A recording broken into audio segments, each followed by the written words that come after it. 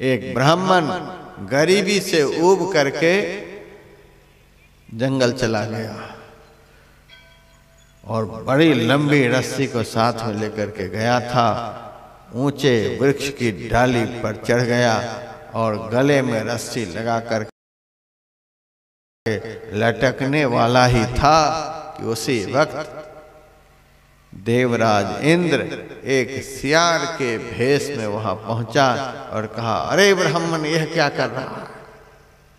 कहा, मैं गरीबी से ऊब करके मर जाना चाहता हूं, आत्महत्या कर लेना चाहता हूं। देवराज इंद्र बोलता है, देख मेरे पंजे में क्या है। ब्राह्मण ने कहा, बहुत सारे कांटे चुभे हुए हैं। कहा, देख हमारी पीठ पर क्या है। कहा, घाव हो गए हैं। उस घाव में क्या है? पीप है, दुनिया भर के कीड़े घुसे पड़े हैं।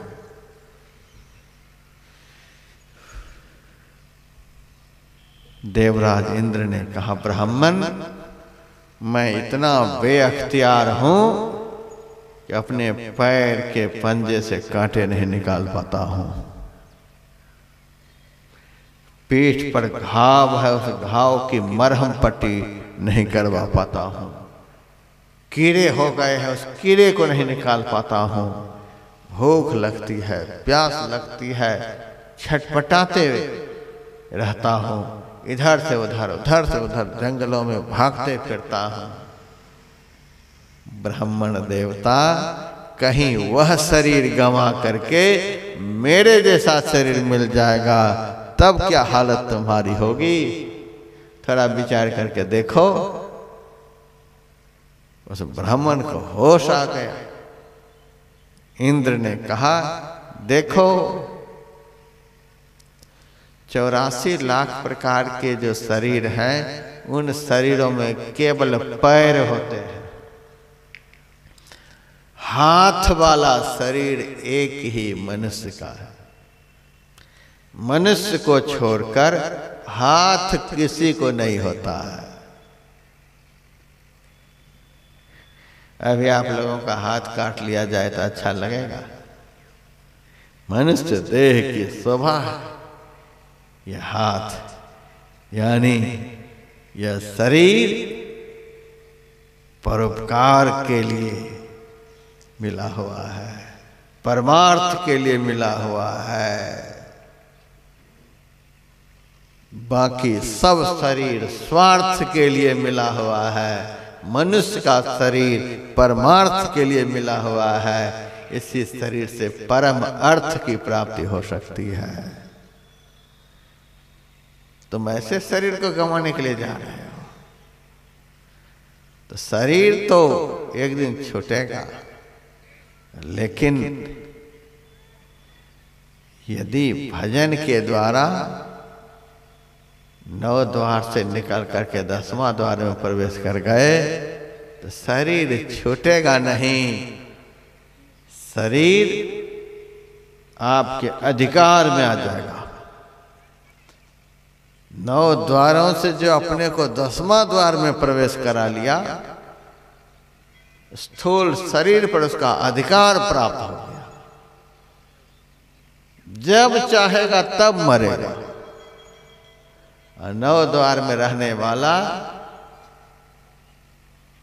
चाहता रहेगा कि मैं मरूं नहीं, लेकिन कब मर जाएगा पता नहीं। कैसा अंदर का 10वां द्वार है। यदि प्रवेश कर गए तो जब चाहेंगे तब मरेंगे। 1000 साल जीना चाहेंगे तो आप आराम से जिएंगे। आप चाहेंगे हमारा शरीर वृद्ध नहीं हो तो आपका शरीर वृद्ध नहीं होगा। सब दिन तरोताजा रहेगा। ऐसा वह 10वां द्वार है। हमारे गुरु महाराज बहुत मौज में रहते थे। एक दिन गुरु महाराज 4-5 घंटे तक समाधि में ही लीन रह गए। अब सेवकगण रोने धोने लगे, हुजूर सचेत हुआ जाए, सचेत हुआ जाए। अब सुनने वाला तो कान में है नहीं कि सुने। बड़े बड़े डॉक्टर को बुलाया गया, डॉक्टर ने भी यंत्र लगा करके देखा तो कहा महाराज अब शरीर में रहे नहीं, लगता है शरीर का त्याग कर दिया। उस वक्त महर्षि संसेवी परमहंस जी महाराज के मन में हुआ, गुरु महाराज को तो परम संत बाबा देवी साहब का आशीर्वाद है, यदि तू 100 साल तक जीता रहा तो क्या खाएगा। 100 साल जीने का आशीर्वाद है बाबा साहब का। अभी 100 साल पूरा होने में 4 साल बाकी है। गुरु महाराज कहते थे ऐसा आशीर्वाद मुझे मिला है, गुरु की आज्ञा का पालन करना पड़ेगा। तो पहले गुरु महाराज कैसे चलेगा, ऐसा हो नहीं सकता है। फिर भी इतना प्रेम गुरु महाराज में था कि रोने लगे, हाथ जोड़कर हुजूर हुजूर सचेत हुआ जाए। कई एक घंटे के बाद गुरु महाराज की आंखें खुली। आंख खोलने के बाद कहते हैं क्या हुजूर हुजूर कर रहा था, मैं मर गया था, क्या हुजूर हुजूर कर रहा था। अब देखिए डॉक्टर के सारे यंत्र फेल हो गए, सुन कहां से रहे थे। मोक्ष के द्वार में प्रवेश करेंगे तो ऐसा ही आपका जीवन होगा। कहां से सुन रहे थे कि ये लोग हुजूर हुजूर कर रहे हैं, कान में यंत्र काम नहीं कर रहा है, आंख में यंत्र काम नहीं कर रहा है, कहीं भी शरीर में यंत्र काम नहीं कर रहा है, और देख भी रहे हैं सुन भी रहे हैं, पता नहीं ये कौन सा ज्ञान है। ऐसा ज्ञान यदि आप लोगों को हो जाए तो कितना आनंद आएगा बताइए। तो इतना आनंद पाने के लिए उस द्वार में घुसना चाहिए कि नहीं घुसना चाहिए। गुरु महाराज बोल उठे क्या हुजूर हुजूर कर रहा था। गुरु महाराज की आज्ञा है 100 साल पूरा करने की, बिना पूरा किए मैं नहीं जाऊंगा। तो पूज्यपाद ने गुरु महाराज से हाथ जोड़कर कहा सरकार आप अपने गुरु की आज्ञा के पालन हेतु 100 साल तक रहेंगे, लेकिन आपके जो ये लाखों शिष्य हैं आपके बिना कैसे रहेंगे। तो हम लोग हाथ जोड़ करके खड़े हैं, हम लोगों के लिए आप कितने साल रहेंगे। गुरु की आज्ञा के पालन के लिए तो 100 साल रहेंगे, लेकिन हम लोगों के लिए कुछ तो आपको बढ़ाना पड़ेगा। गुरु महाराज ने कहा 100 साल पूरा करना ये गुरु की आज्ञा है, चेला की भी आज्ञा का पालन में करने लग जाऊंगा फिर तो तू शरीर छोड़ने देगा हमको कभी, यह नहीं हो सकेगा। पूज्यपाद ने बहुत आग्रह किया, हम लोगों के लिए भी थोड़ा सा, हम लोगों के आग्रह पर गुरु की आज्ञा पर आपको कुछ बढ़ाना पड़ेगा। तब गुरु महाराज ने कहा गुरु की आज्ञा तो हमारे लिए सर्वोपरि है, गुरु की आज्ञा पालन के लिए मैं 100 साल तक रहूंगा, लेकिन इतने सारे चेले के आग्रह से 1 साल 1 महीना 11 दिन रहूंगा। श्री सद्गुरु महाराज की जय। इसीलिए गुरु महाराज 101 साल 1 महीना 11 दिन तक इस धरती पर रहे। हम लोग ऐसा बोलेंगे तो चलेगा? नहीं चलेगा। और जो 10वां द्वार में प्रवेश कर जाएगा, जो मोक्ष के द्वार में प्रवेश कर जाएगा, वो कह देगा इस ईस्वी में इस तारीख को इतने बजकर इतने मिनट में हम देह का त्याग करेंगे, तो उसी समय वे देह का त्याग करेंगे। बीच में नहीं उनका शरीर जा सकता है। सारी दुनिया का कोरोना का अटैक उसके ऊपर हो जाएगा तो भी उसके शरीर को छत बिछत नहीं कर सकता है। इस देह पर विजय प्राप्त इसी देह के कारण आदमी को भूख लगती है, प्यास लगती है, बेटा है तो बेटी है तो घर है तो मकान है, नौकरी, ये सारे आफत स्थूल देह के कारण ही। स्थूल देह से चेतन का आरोहण हो जाएगा 10वां द्वार में, मोक्ष के द्वार में सारे आफत खत्म। कितना यह सुखमय द्वार है। और सूक्ष्म शरीर का आफत, कारण शरीर का आफत, स्थूल सूक्ष्म कारण महाकारण कैवल्य हो के पार, कितने आफत में ये जीव पड़े हैं। ये सारे आफत खत्म हो जाएंगे, यही तो मोक्ष का द्वार है। मोक्ष के द्वार में प्रवेश करते सारे आफत खत्म, सारे दुख खत्म। तो मन में तो होता ही होगा कि महाराज बोल रहे हैं, साधु है, बरगला तो नहीं रहे, किसी को बोल रहे हैं तो प्रवेश कर जाना चाहिए। और खास करके जितने सत्संगी भाई बहन हैं उनको तो कोशिश कर ही लेनी चाहिए। कैसे प्रवेश करेंगे मोक्ष के द्वार में? मोक्ष का द्वार जब मैं बोलूं तो आप 10वां द्वार समझ लीजिए। 9 द्वार मोक्ष का द्वार नहीं, 10वां द्वार मोक्ष का द्वार है।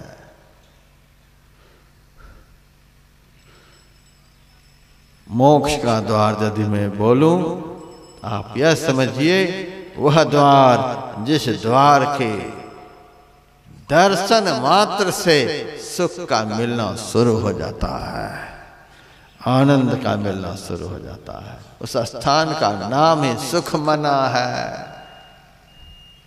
9 द्वार में रहने वाले मन को दुख मना कहते हैं, 10वां द्वार में रहने वाले मन को सुख मना कहते हैं। मन को सुख मिलने लग जाता है। कैसा गजब का वह द्वार है। तो उस द्वार का दर्शन करना चाहिए, उस द्वार में प्रवेश करना चाहिए। उसी द्वार में प्रवेश करवाने के लिए, उसी द्वार का ज्ञान देने के लिए तो यह कार्यक्रम रखा गया है। भोज भंडारा थोड़े इस कार्यक्रम की उपलब्धि है, चंदा चिट्ठा थोड़े इस कार्यक्रम की उपलब्धि है। समाज को सुखमय द्वार का ज्ञान हो जाए, समाज को सुखमय द्वार में प्रवेश करने के लिए अति अति प्रेरित कर दिया जाए, ताकि उस द्वार में प्रवेश करने के लिए सब प्रतिबद्ध हो जाएं। इसीलिए यह कार्यक्रम है। आप लोग अपने से प्रयास करके थक गए हैं, सुख मिल जाए, अखंड सुख मिल जाए। सब लोग दिन रात प्रयास कर ही रहे हैं, कितने धंधे में लगे हुए हैं कि दुख मिट जाए, सुख मिल जाए। सब लोग दिन रात हाथ पैर मार रहे हैं। लेकिन आज मैं मंच पर से आप लोगों को 4 काम बता रहा हूं। आप मेरे कहने से आज दिन से 4 काम करें। सब काम को आप तिलांजलि दे दें, 4 काम करें।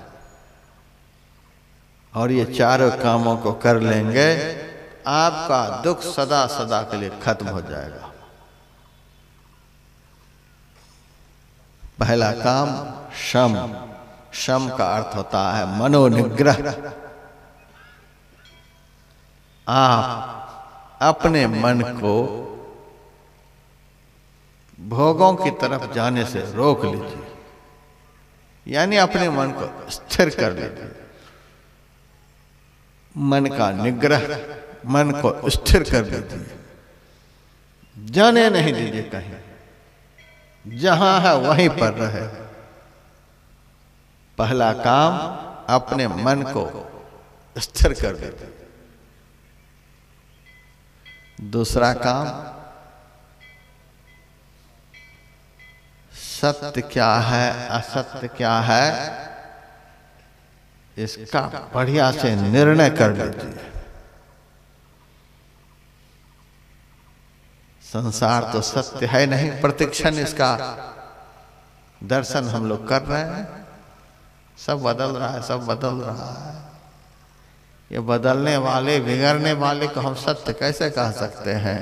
ब्रह्म सत्यम जगन मिथ्या, ब्रह्म ही सत्य है, संसार झूठा है, नाशवान है। तो दूसरा काम आप यह करिए, जगत जो मिथ्या है, मिथ्या जगत से अपनी वृत्ति को हटाकर जो शाश्वत है, सत्य है, उस तरफ लगाइए। दूसरा काम यह दिया गया। तीसरा काम संतोष धारण कर लीजिए। जितना है बस वही बहुत है। ज्यादा की तरफ ध्यान जाएगा, दुख बढ़ना शुरू हो जाएगा। जितना है वही बहुत है। यदृच्छा लाभ संतुष्टो द्वंद्वातीतो विमत्सरः समः सिद्धावसिद्धो च कृत्वापि न निबध्यते। जितना है उतने में ही संतुष्ट।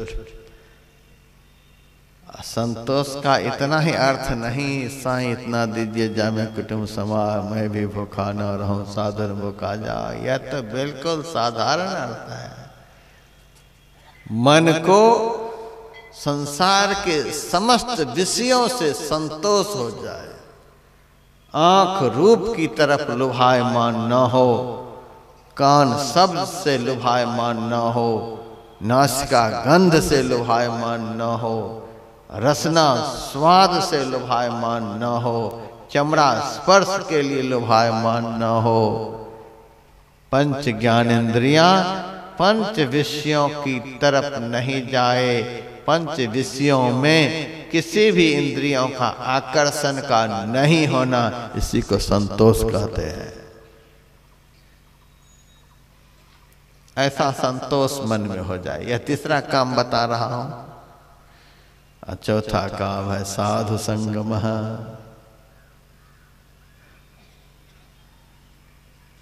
जिन्होंने मन को साध लिया है, ऐसे मन इंद्रियों को साध लेने वाले साधु का संग में चौथा काम है। हरियाणा में मैं सुना रहा था इस विषय को, तो दो चार आदमी खड़े हुए, महाराज काम तो आप 4 ही बताए हैं, लेकिन 400 जन्म में भी पूरे होने वाले नहीं है।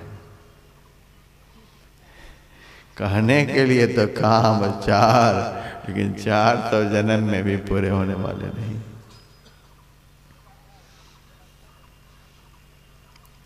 तब मैंने कहा, अच्छा ये 4 काम पूरे होने वाले नहीं है, 400 जन्म में भी नहीं, बिल्कुल नहीं मारा। 400 जन्म में भी ये 4 काम पूरे हो जाए, समझिए बहुत जल्दी पूरा हो गया। तो कहने का भाव, आपने गांडीव रख दिया, हमसे नहीं हो सकेगा, तो चलो कोई बात नहीं, 4 को छोड़ो, मनोनिग्रह को छोड़ो, 1 काम को छोड़ो, 3 काम करो, विचार, संतोष और साधु संग। कहा इसमें भी कम से कम 3000 जन्म लगेंगे। महाराज ये भी मुश्किल है। चलो 3 को छोड़ो, विचार भी छोड़ो, संतोष और साधु संग। संतोष भी होना बहुत मुश्किल है। इंद्रियों का पंच विषयों से आकर्षण खत्म होना यह साधारण बात है। दुर्लभो विषय त्यागो, दूसरा मंत्र, दुर्लभं तत्व दर्शनम दुर्लभा सहजावस्था सद्गुरो करुणाम बिना। विषयों का आकर्षण मन में नहीं रहे, इंद्रियों में नहीं रहे, यह कोई साधारण बात है महाराज, यह भी मुश्किल ही है। सारे मुश्किल ही लग रहे हैं, तो चलिए चौथा काम तो सहज सरल है, साधु संगम। साधु का संग आप करने के लिए तैयार हैं? हाँ महाराज, यह काम आसान है। साधु का कमंडल पकड़ना यह काम बड़ा आसान है, साधु का संग करना बड़ा आसान है। यह भी देख ही लीजिए।